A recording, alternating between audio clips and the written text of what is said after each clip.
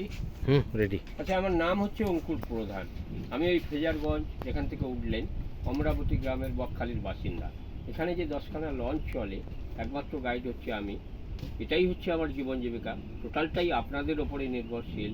কারণ launch party আমাকে কোনো বেতন দেয় না, পুরোটাই আপনাদের ওপরেই নির্ভর। এটাই হচ্ছে আমার জীবন জীবিকা। এবার আমি যা বলছি আপনারা মন দিয়ে শুনুন। শুনলে অনেক কিছু প্রশ্নের উত্তর আপনারাই পেয়ে যাবেন। এটাই হচ্ছে জম্বুদ্বীপ। এই দ্বীপটার আয়তন হচ্ছে 10,000 হেক্টর। 1 হেক্টর জমি সমান 7.5 বিঘে জায়গা। অতএব বিশাল এই দ্বীপ, পুরোটাই বঙ্গোপসাগরের ওপরে, 75,000 বিঘে জায়গার উপরে এই জম্বুদ্বীপ। এই জম্বুদ্বীপে একটা সময় ওঠা নামা, কারবার, বসতি সবই ছিল। এখন কেন সরকার নোম্যান্স ল্যান্ড করে দিয়েছে, কি কি কারণ দর্শী এদেরকে তুলে দেওয়া হয়েছে, এদেরকে কোথায় কোথায় পুনর্বাসন করেছে, হ্যাঁ, আশপাশের নদী নালা দ্বীপ, কোন নদী পের হয়ে কোন দ্বীপে যেতে হয়, আর এই ম্যানগ্রোভ গাছ সম্বন্ধে এবং প্রাকৃতিক নিয়মে বঙ্গোপসাগর কোন কোন সময় কি কি রূপ ধরে, সব কিছু আপনারা সবিস্তারে জানতে পারবেন। এবার খিদিরপুর থেকে যে সব জাহাজগুলো আসে, সেটা হচ্ছে আমরা যে সাইড দিয়ে এলাম ওটা দিয়ে চলাচল করতে পারে না, জল কম বলে ওই জম্বুদ্বীপের অপোজিট সাইড দিয়ে চলাচল করে। আর এই যে ম্যানগ্রোভ গাছগুলো দেখছেন, এগুলো কিন্তু কোনো এক প্রকার গাছ নিয়ে ম্যানগ্রোভ গাছ হয় না। এর ভেতরে আছে যেরকম গেঁয়ো, বানি, গোরান, কেয়া, কেওড়া, হেঁতাল, বকড়া, সুন্দরী, এই প্রকার গাছগুলো নিয়ে হয় ম্যানগ্রোভ গাছ। এর হচ্ছে প্রচণ্ড মাটি ধরে রাখার ক্ষমতা। এই কারণেই মাটিটাকে ধরে রাখে। দু রকমের মূল আছে, একটা ঠেসমূল, একটা শ্বাসমূল। আর এই মাটি ধরে রাখে বলেই সুন্দরবনের যত বদ্বীপগুলো আছে সব কিন্তু ম্যানগ্রোভ গাছের কারণেই আছে, নাহলে কবেই সমুদ্রের তলাকে তলিয়ে যেত। 2008 সাল, তার ঠিক 30 থেকে 35 বছর আগে থেকে 120টা আদিবাসী ঘর ছিল এই জম্বুদ্বীপে বসবাস করত, এবং 1 থেকে 1.5 লাখ লোক শুটকি মাছের ব্যবসাটাও ওই জম্বুদ্বীপে করতেন। বিশেষ করে যারা শুটকি মাছের ব্যবসাটা করতেন, ক্ষতিটা করেছে ওনারা। কীরকম না, শুটকি মাছের ব্যবসা করতে গেলে প্রচুর জায়গার প্রয়োজন হয়, ওদেরকে খামার তৈরি করতে হয়, একটুখানি জায়গাতে শুটকি মাছ শোকায় না। ওরা ওই খামার তৈরি করতে গিয়ে কী করতেন না, প্রত্যেক বছর এইভাবে ম্যানগ্রোভ গাছ কেটে ফেলে দিয়ে বিশাল আকারে সি বিচ বের করেছে। এই যে এখন জল আছে বলে আমরা এই ম্যানগ্রোভের কাছে আসতে পেরেছি। আপনি যদি এই জল সব নেমে যায়, ওই যে নৌকাটা দাঁড়িয়ে আছে ওখানে আমাদের দাঁড়াতে হবে। পুরোটাই এটা ডাঙা হয়ে যাবে ওই জঙ্গলের শেষ মাথা পর্যন্ত। কিন্তু এগুলো সি বিচ ছিল না, সবই জঙ্গল ছিল। ওরা ওই খামার তৈরি করতে গিয়ে প্রত্যেক বছর এইভাবে ম্যানগ্রোভ গাছ কেটে ফেলে দিয়ে সি বিচ বের করেছে। তাহলে এটা তো বঙ্গোপসাগরের ওপরের দিক। প্রত্যেক বছর যদি এইভাবে ম্যানগ্রোভ গাছ কেটে ফেলে দিয়ে সি বিচ বের করা হয়, কি হবে? বিশেষ করে ম্যানগ্রোভ গাছই তো মাটিকে ধরে রাখে। দ্বীপটা কিন্তু একটা দিনে তলিয়ে যাবে। তলিয়ে গেলে সরকারের তো কিছু যায় আসে না, কারণ এখানে কোনো চাষযোগ্য জমি নেই, স্কুল নেই, হসপিটাল নেই, মানুষজন বাস করে না। সে খালি ব্যবসা করার তাগিদে। তাহলে ব্যবসা করতে গিয়ে যদি দ্বীপটাই তলিয়ে যায়, পক্ষান্তরে কিন্তু সরকারের একটা বিশাল ক্ষতি হয়ে যাবে। কীরকম? এই দ্বীপ তলিয়ে গেলে এই বঙ্গোপসাগরের তাণ্ডব ঢেউগুলো নাচতে নাচতে গিয়ে আমাদের ওই 3খানা দ্বীপের ক্ষতি করে দেবে। 1 ফ্রেজারগঞ্জ, 2 পাতিবুনিয়া, 3 মৌসুমী আইল্যান্ড। কারণ ওখানে চাষযোগ্য জমি আছে, স্কুল আছে, হসপিটাল আছে, মানুষজন বাস করে। তাই সরকার চিন্তাধারা করে এই দ্বীপটাকে বাঁচিয়ে রাখার তাগিদে এখান থেকে এই কারবার, বসতি, ওঠা নামা পুরোটাই ব্যান করে দিয়ে নোম্যান্স ল্যান্ড করে। এই জিনিসটা এমনিতে হয়নি। বামফ্রন্টের আমলে 2জন মন্ত্রীর ভেতরে এই দ্বীপটাকে নিয়ে টাসেল হয়। একজন ছিলেন মৎস্যমন্ত্রী কিরণময় নন্দ, আর একজন ছিলেন বনমন্ত্রী যোগেশ বর্মন। 2 মন্ত্রীর ভেতরে এই দ্বীপটাকে নিয়ে এই কারণে টাসেলটা হয়। মৎস্যমন্ত্রী বলতে চাইছে আমার মৎস্যজীবীদের এখানে ব্যবসা করতে দিতে হবে, আর যোগেশবাবু বলছে ভাই তোমার মৎস্যজীবীদের ব্যবসা করতে দিলে ওরা যেভাবে ম্যানগ্রোভ গাছ কেটে ফেলে দিয়ে সি বিচ বের করছে, তাহলে দ্বীপটাকেই একটা দিনে তলিয়ে দেবে। আর এই দ্বীপ তলিয়ে গেলে পিছনের দ্বীপগুলো সমূহ বিপদে পড়ে যাবে। কেউ কারোর কথা শোনে না। 2জনেই বামফ্রন্ট আমলে বড় মন্ত্রী। এই কোনো মন্ত্রী যখন কারোর কথা কেউ শুনছে না, তখন যোগেশবাবু কী করলেন, এই দ্বীপটাকে নিয়ে সুপ্রিম কোর্টে কেসটা তুললেন। সুপ্রিম কোর্ট থেকে জজ সাহেবের রায়ে পুরো দ্বীপটার ওপরে 144 ধারা জারি করে এই নামা, ওঠা, কারবার, বসতি পুরোটাই ব্যান করে দিয়ে নোম্যান্স ল্যান্ড করেছে। এই আরও একটা কারণ দর্শী ছিলেন যোগেশবাবু, যার দরুন জজ সাহেব দ্রুত রায়টা দিয়েছেন। কারণটা হচ্ছে কি, যারা এখানে শুটকি মাছের ব্যবসাটা করতেন ওরা কি করতেন, সরকারকে ট্যাক্স ফাঁকি দিয়ে বিনা ট্যাক্সে বিনা শুল্কে এখান থেকে ট্রলার বোঝাই করে শুটকি মাছ পাচার করতেন বাংলাদেশে। বাংলাদেশটা তো বিদেশি সাহায্যের ওপরেই চলে। তাহলে ওখান থেকে আবারও বিদেশি জিনিসপত্র এনে এই জম্বুদ্বীপ থেকে ট্রলার বোঝাই করে আমাদের মিনি শহর কাকদ্বীপে স্মাগলিং হতো। স্মাগলিংয়ের একটা স্বর্গরাজ্য হয়েও গড়ে উঠেছিল এই জম্বুদ্বীপ। কারণ 30-35 বছর আগে প্রশাসনের এতটা জোর ছিল না। এখন যেরকম কেন্দ্র রাজ্য যৌথ প্রকল্পে সমস্ত সুন্দরবনের বদ্বীপগুলোতে পাহারা দেওয়া হয়, শুধু জম্বুদ্বীপ নয়। এটা বকখালি রেঞ্জের আওতায়। এখানে ফরেস্ট অফিস আছে, শুধু অফিস নেই, অফিসে সিসি ক্যামেরা পর্যন্ত লাগানো আছে। ফরেস্ট ডিপার্টমেন্টের, হ্যাঁ ওই কোথা ছুরি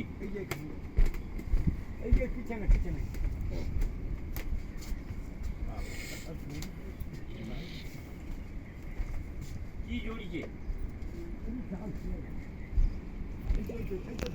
তাহলে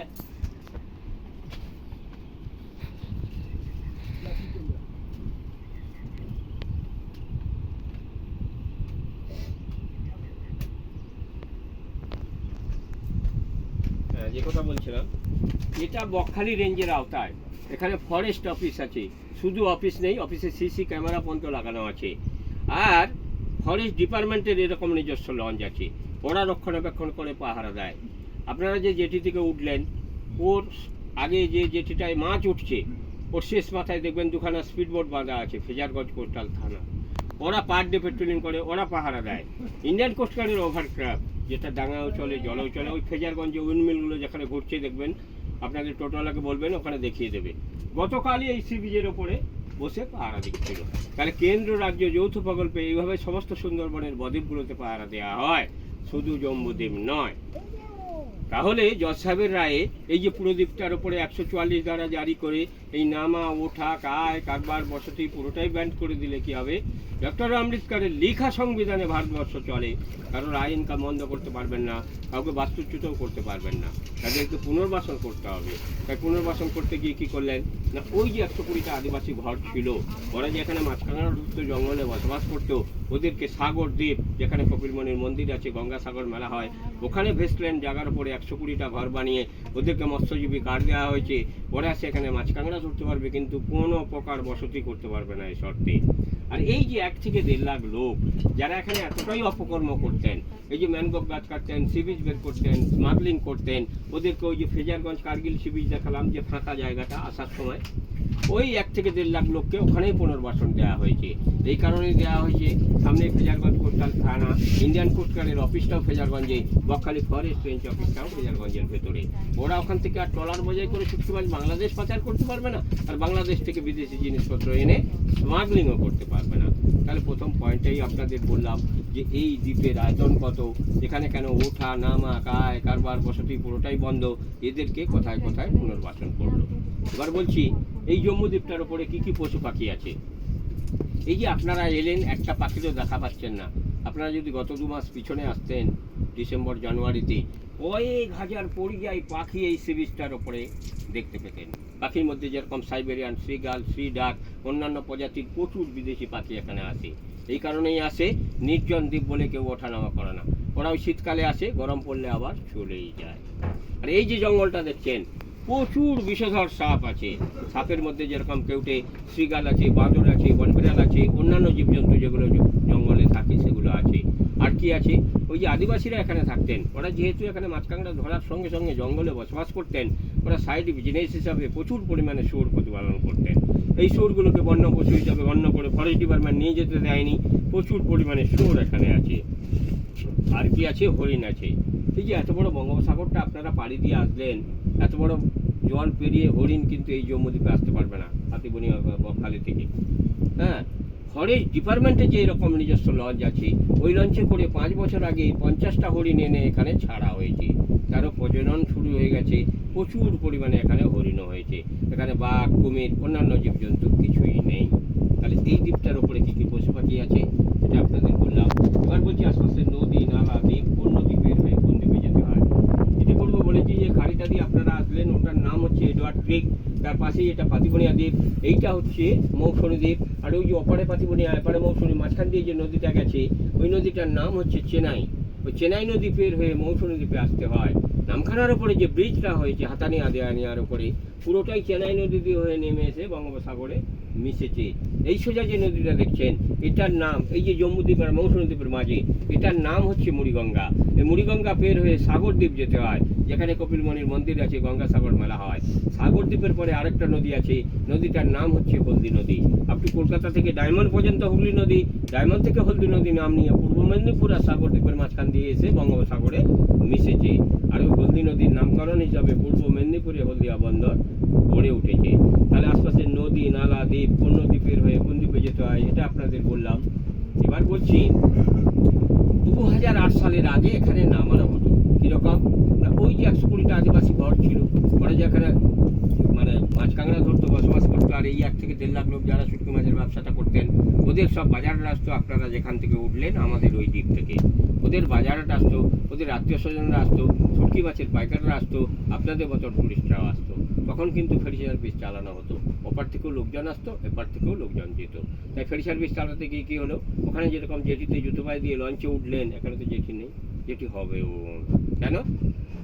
জেটি হবে না কি কারণে? যেটি হবে না এই কারণে, এই প্রাকৃতিক নিয়মে বঙ্গোপসাগর হচ্ছে 3 রকম ব্যবহার করে।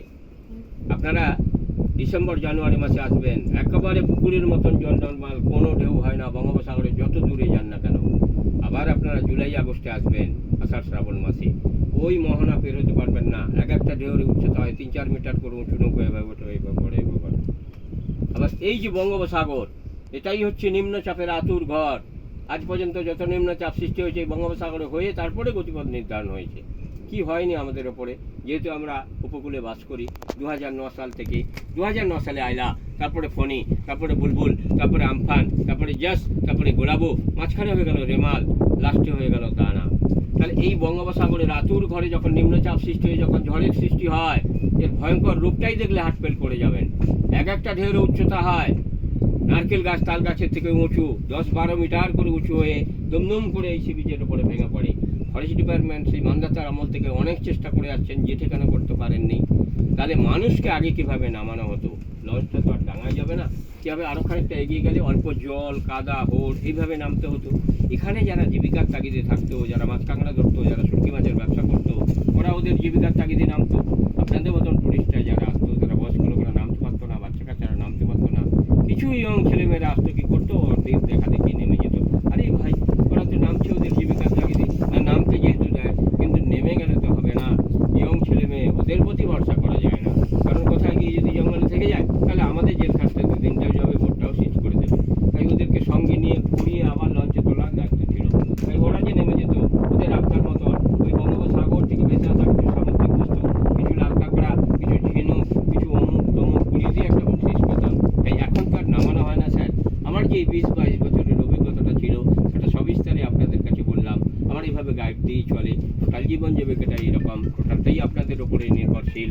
কারণ লঞ্চ পার্টি আমাকে কোনো বেতন দেয় না। তাই আপনাদের সকলের কাছে একটাই অনুরোধ রাখবো, আপনারা সবাই মিলে বকশিস করবেন।